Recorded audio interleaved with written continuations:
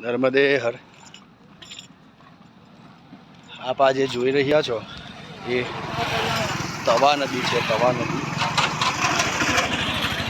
અને આ નદી છે નર્મદાપુરમ હોશંગાબાદ પહેલાં આવે છે.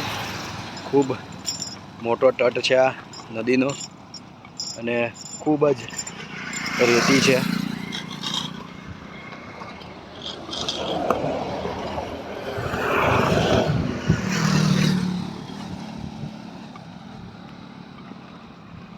આપણે કિનારે થઈને જઈએ તો આ નદીનો આપણને સંગમ મળે છે.